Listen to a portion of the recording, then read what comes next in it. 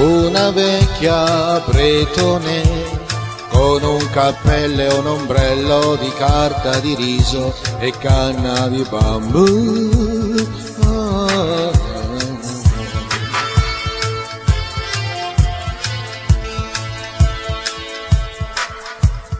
Capitani coraggiosi, furbi contrabbandieri macedoni.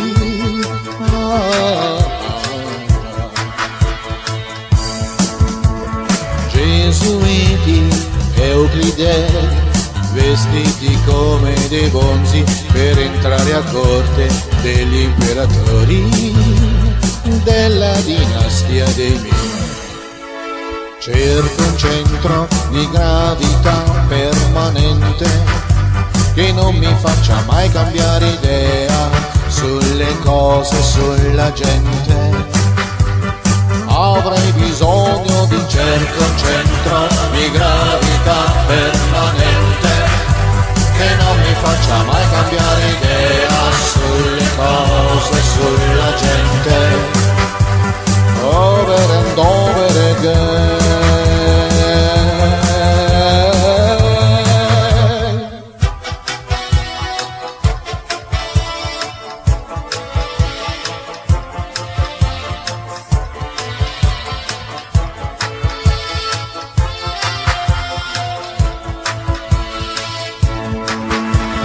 Per le strade di Pechino erano giorni di maggio, tra noi si scherzava a raccogliere ortiche.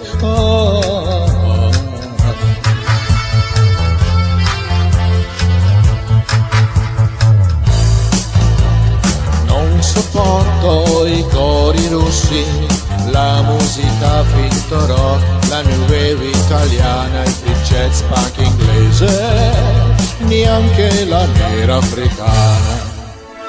Cerco un centro di gravità permanente che non mi faccia mai cambiare idea sulle cose, sulla gente. Avrei bisogno di cerco un centro di gravità permanente che non mi faccia mai cambiare idea sulle cose, sulla gente. Over and over again. Cerco un centro di gravità permanente che non mi faccia mai cambiare idea sulle cose, sulla gente. Cerco un centro di gravità permanente che non mi faccia mai cambiare idea sulle cose, sulla gente.